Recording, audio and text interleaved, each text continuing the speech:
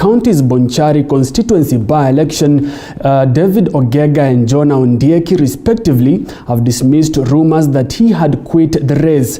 They accused some youth of being used by his opponents to run a dirty campaign against them owing to their popularity. The Bonchari seat, which was left vacant following the demise of Oro Yoka, who died early this year. The race has attracted at least 13 candidates. Now we want to spare rumors which people are battling around that such candidate and such has been bought. All the 13 candidates are in the race, and let the people from Juja decide who to vote for. There is a rumor going around that I'm not out of the race, which is being propagated by my opponents because of fear. I ask my competitors to stick to their parties, to stick to what they want the people to elect them for, but not battling with the name of Ogega so that they can get votes. And I believe they are having some phobia about my candidature, and that is why they are battling such lies. And I would wish to state very clearly to the voters of Bonchari, I'm clearly in the race and a front line for that matter. We just hope IEBC will do its work professionally. We have, of course, observers, including international observers within the constituency. Agents of the parties will be there. So we ask the supervising officers to be careful on how they conduct their business at the polling stations, and the returning officer also to be careful on how he's receiving the results, such that we do not have issues. Now, still on matters by-elections, preparations for the Juja by-election are now complete, with over 100,000 voters expected to go to the polls tomorrow to elect their new member of parliament. IEBC chairman Wafula Chebukati was this morning inspecting the preparations for the polls. Residents and aspirants are urging the IEBC to conduct free and fair elections. Niambia wakaaji wa Juja msiogope. Dunia mzima imemulika Juja kuhakikisha kwamba utapewa haki yako ya kidemokrasia kama mkaaji wa Juja. IEBC will conduct a free and fair election. We have put agents in every polling center. We have put agents at the tallying center. We shall ensure every ballot casted is counted without any form of intimidation. Tutaangalia vitendo ya kiongozi, atuangalii chama. Tunataka tupewe chance ya kujichagulia kiongozi ambaye tunataka sisi kama wakaaji wa Juja. Tupewe uwezo na tupewe kibali na IEBC tujichagulie mtu ambaye atakuwa msaada kwetu kama wanajuja. Now, a boda rider and his passenger died on the spot at Kimende Trading Center along the busy Nairobi-Nakuru highway after they collided head-on with a matatu. The matatu driver, John Njogu, says he was heading towards Nairobi from Nakuru when he was obstructed by the motorcyclist who was avoiding hitting another vehicle from the opposite direction. According to Njogu, the two died on the spot while two of his passengers were rushed to Kijabe Hospital. Watu wa motorbike all of a sudden waliniingia kwa barabara, tukagongana nao head on collision. Walikuwa wanaondokea gari lingine lenye liliwahut. Sasa wakarus control, wakanja upande wangu, sasa tukagongana na wao. Waligongwa wakakufa hapo hapo because ilikuwa head on collision. Okay, wenye tuliweza kupeleka hospitali ni wawili wenye waliingia hapa Kijabe Mission Hospital. Ninawatolea mwito hasa vijana wetu wa pikipiki wafuate sheria zote za barabara, ili hata yeye mwenyewe tunamhitaji kesho. Maisha yake ni ya maana sana, na asipochunga barabarani, yeye hana bodi kama gari. Yeye akiguzwa na gari ni yeye ameanguka, avujike ama afe. Kwa hivyo ninawaomba vijana wetu wawe waangalifu sana barabarani. Watu wetu, especially watu wa pikipiki, mwanzo awe na insurance, pili awe na driving license, tatu apite kwenye barabara mahali anatakikana kupita. Now, BBI is not dead, at least according to the proponents of the constitutional amendment bill, which was ruled null and void by High Court on Thursday last week. Speaking during a fundraiser in Gutani Catholic Church, Mungi West Member of Parliament Charles Nguna claimed there is still time to amend the document. According to Nguna, President Uhuru Kenyatta is just a facilitator of the process, contrary to the High Court ruling that the president does not have the powers to initiate a popular initiative.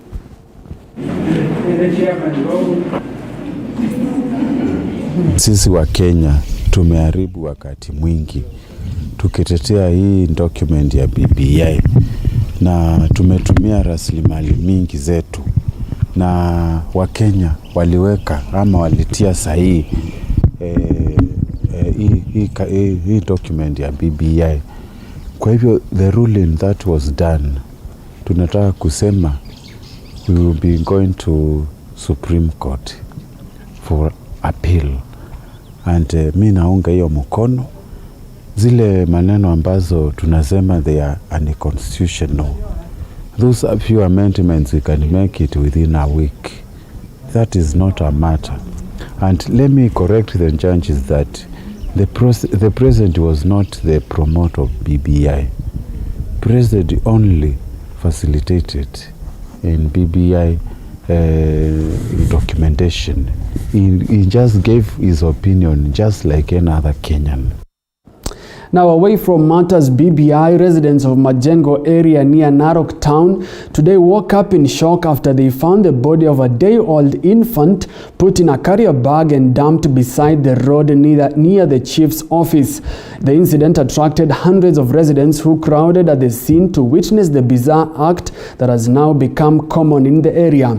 Residents condemned the incident, asking women who fall pregnant and cannot take care of the children to involve the children's office instead. The body was later collected by police officers and taken to Narok County Referral Hospital morgue as investigations begin. Na wakati nikipita katika hii barabara nimepata kisa ambacho hapa mtoto amezaliwa na akauliwa na akatupwa. Wamama na wasichana wale wako na hii tabia waache kabisa, kwa sababu ukichukua hii ni kama kuchukua sheria mkononi.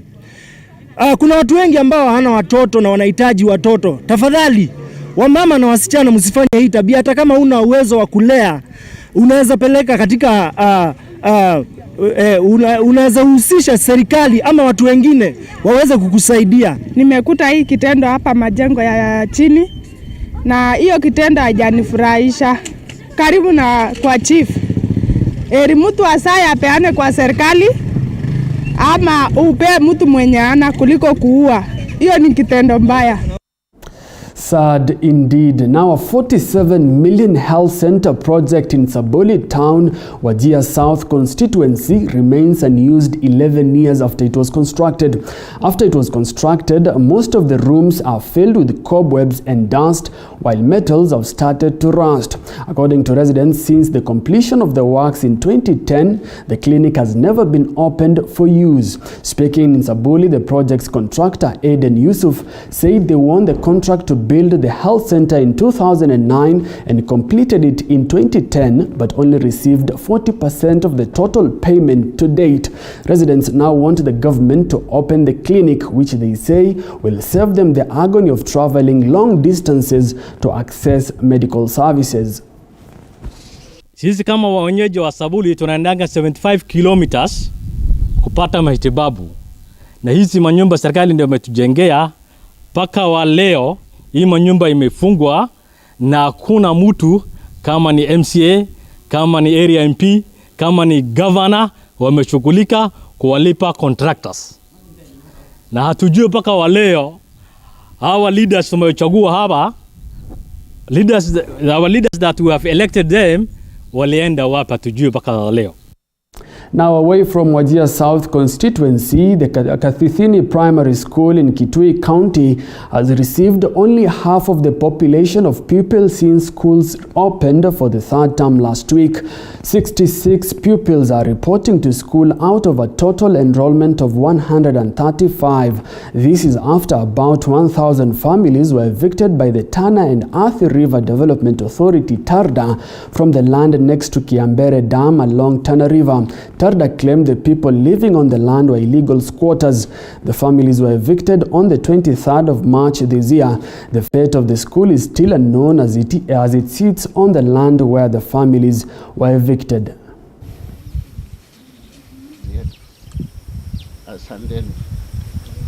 I came to this school in 2015 and we have been trying to register the school. Our application for registration has not been going through because the school is situated in Taranda land. We have children who are in class 7 and next year they'll be expected to sit for KCP, and they cannot be registered for the exam unless the school is registered. So we beg for assistance on what to do. Shida tuko nayo, tuko na watoto. Hata ukiangalia hapo unaona watoto wako hao wameketi hapo, hakuna masomo wanaendeza, hawasomi. Na wakiendelea hivyo wengi wao wanaonekana wataharibika. Now, former Bomet Governor Isaac Ruto has condemned the government's borrowing appetite, suggesting the formation of a Loans and Grants Council, which will help in approving the government's plan to borrow more money. According to Ruto, the national and county governments must agree before the national government is given the green light to borrow external loans.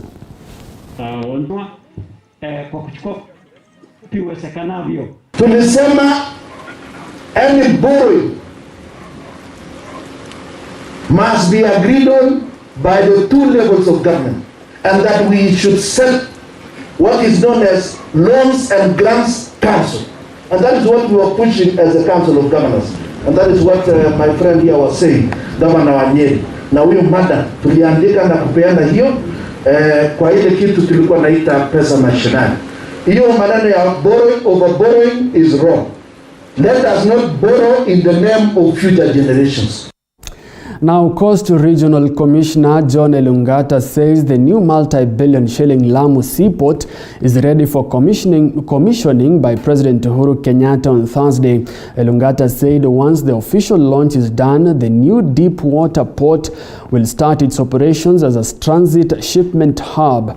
The regional commissioner, who is also the chairman of the Coast Regional Development Implementation Coordination Committee, inspected the project works and declared it was ready for opening by the head of state. He reported that the first 3 berths out of the 32 deep sea berths planned for construction are complete and are ready for transshipment of cargo. The new port of Lamu, code-named Lamu South Sudan Ethiopia Transport Lapset Corridor, seeks to serve Kenya, South Sudan and the landlocked Ethiopia. Wajua kwamba port itafunguliwa kirasmi ianze kutumika na kuwafaidi wa Kenya. Na tumeona kwamba kila kitu kitayari, usalama upo, barabara ziko wazi, matayarisho mengine kama meli kuja na kuleta zile lift zile gantry cranes za kubeba mizigo, yote inaendelea kufanyika. Kwa hivyo tunatarajia kwamba siku yenyewe tunatarajia inaweza kuwa ni Alhamisi. Tutakuwa tayari kuichukua port na kuitumia kama resource ya nchi ya Kenya. Well, it's time to take a short commercial break, but we'll be back with more. Stay tuned.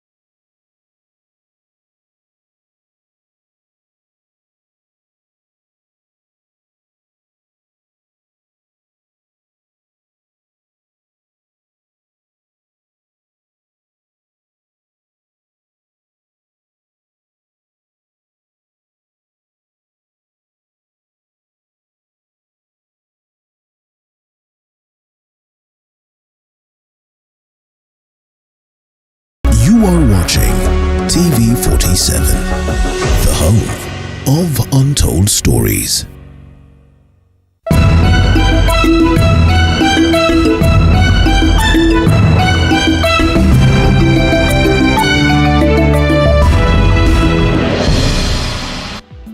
Welcome back. You are watching Newsfeed here on TV47. Now, the Independent Electoral and Boundaries Commission IEBC is set to appeal last week's High Court ruling on the BBI process. Attorney General Kihara Kariuki has already filed a notice of appeal to challenge the High Court's decision, which rendered the BBI constitutional amendment process illegal. The BBI proponents have been claiming that the ruling was a means of settling scores with the executive, citing President Kenyatta's dark history with the third arm of government. Take a look. Yeah. The statute, and the statute says that a commission should have a minimum of 5 as a quorum. So what we are saying as a commission is that there are 2 conflicting judgments, and it's only a court of appeal which should be able to throw light as to which judgment in law should suffice for purpose of the commission. Okay. But on the other hand, I think for purposes of again going forward, the court on Thursday, when it gave the judgment, it also stated the judgment as far as quorum issues are concerned. The High Court gave a stay of that same issue on the issue of quorum only, and said the commission can go ahead and carry out its activities. So we are not in a crisis as far as the issue of quorum is concerned. We are starting the judgment. It's a lengthy judgment, and we shall be getting a briefing from the lawyers during the week. Because of by-elections tomorrow, we shall not meet. Perhaps we will meet on Wednesday. And we are looking at the judgment only insofar as the IEBC matters are concerned. That's what concerns us, the issues of quorum and all the other matters related to the commission. I believe there's a team looking at the other issues. So I would not want to go into the issues of which other teams are looking at.